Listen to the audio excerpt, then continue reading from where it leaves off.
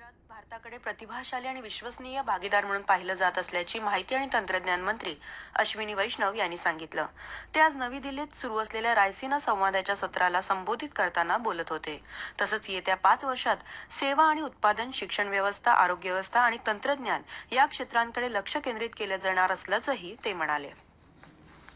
प्रधानमंत्री नरेंद्र मोदी यांनी सबका साथ सबका विकास हे विकासाचं धोरण राबवून देशाची राजकीय संस्कृती बदलली असल्याचं भाजपाचे राष्ट्रीय अध्यक्ष जे.पी. नड्डा यांनी म्हटलं आहे। ते काल रात्री मुंबईत अंधेरी इथे आयोजित भाजपा कार्यकर्ते आणि बूथ प्रमुखांच्या मेळाव्यात बोलत होते। मोदी सरकारला तिसऱ्यांदा सत्तेवर आणण्यासाठी वारंगा इथल्या स्थायी परिसराचं लोकार्पण येत्या शनिवारी केंद्रीय मंत्री नितीन गडकरी यांच्या हस्ते होणार आहे। उपमुख्यमंत्री देवेंद्र फडणवीस आणि खासदार कृपाल तुमाने या कार्यक्रमाला उपस्थित राहणार असल्याचं संस्थेचे अध्यक्ष डॉक्टर ओ.जी. काकडे यांनी आज वार्ताहर परिषदेत माहिती दिली। बुटाबोरीजवळ वारंगा गावात 100 एकर जमिनीवर पसरलेल्या या संस्थेला राष्ट्रीय महत्त्वपूर्ण संस्थेचा दर्जा मिळाला आहे। सध्या या संस्थेत एकूण 1780 विद्यार्थी शिकत आहेत।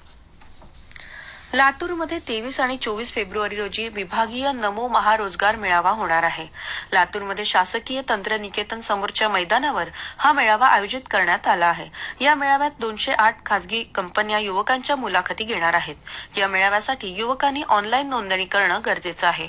या मेळाव्यात युवकांना करिअर मार्गदर्शनही करण्यात येणार आहे।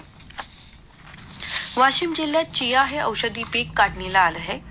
जिल्ह्यात सुमारे 895 हेक्टर क्षेत्रावर या औषधी पिकाची पेरणी करण्यात आली होती। आता शेतकरी आधुनिक तंत्रज्ञानाचा वापर करून हार्वेस्टरद्वारे या पिकाची काढणी करत आहे। या पिकाच्या उत्पादनाचा उतारा एकरी 4 ते 5 क्विंटल येत असून जैविक चियाला सरासरी प्रति क्विंटल 14,000 रुपये भाव आहे। त्यामुळे शेतकरी वर्ग या पिकाच्या उत्पन्नापासून समाधानी आहे। श्री छत्रपती शिवाजी महाराज पारंपरिक क्रीडा महाकुंभ 2023-24 चा समारोप काल कौशल्य विकास उद्योजकता मंत्री मंगल प्रभात लोढा यांच्या मुख्य उपस्थितीत मालाड इथल्या क्रीडा भारती मैदानावर झाला। एकाच वेळी 17 प्रकारचे पारंपरिक खेळ घेणारी ही भारतातली एकमेव स्पर्धा ठरल्यामुळे वर्ल्ड रेकॉर्ड्स बुक ऑफ इंडियामध्ये या स्पर्धेची नोंद घेण्यात आली। या स्पर्धेत 2.5 लाखांपेक्षा अधिक खेळाडू सहभागी झाले होते। क्रीडा महाकुंभात वैयक्तिक आणि सांघिक अशा 2 गटात 17 प्रकारच्या स्पर्धा पार पडल्या। छत्रपती शिवाजी महाराज पारंपरिक क्रीडा महाकुंभ पुढील वर्षापासून राज्यभर आयोजित करण्यात येणार आहे। राष्ट्रसंत तुकडोजी महाराज नागपूर विद्यापीठाचे कुलगुरू डॉक्टर सुभाष चौधरी यांना राज्यपाल रमेश बैस यांनी निलंबित केलं आहे। त्यांच्या जागी गोंडवाना विद्यापीठाचे कुलगुरू डॉक्टर प्रशांत बुकारे यांची नियुक्ती करण्यात आली असून त्यांनी काल विद्यापीठाच्या कुलगुरू पदाचा कार्यभार स्वीकारला। विकसित भारत संकल्प यात्रेचा दुसरा टप्पा राज्यात सुरू असून त्या अनुषंगाने विविध योजनांचे लाभार्थी प्रतिक्रिया देत आहेत।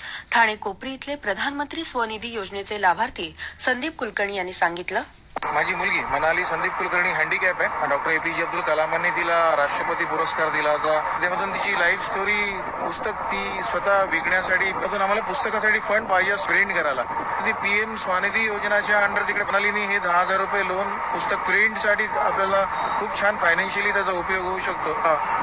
युनिक डिसेबिलिटी कार्ड, मनालीचं आधार कार्ड, पॅन कार्ड आणि मनालीचं पासबुक पण even thank you for PM Svanidhi योजना। याबरोबरच आकाशवाणी मुंबई केंद्रावरचं हे प्रादेशिक बातमीपत्र संपलं। नमस्कार।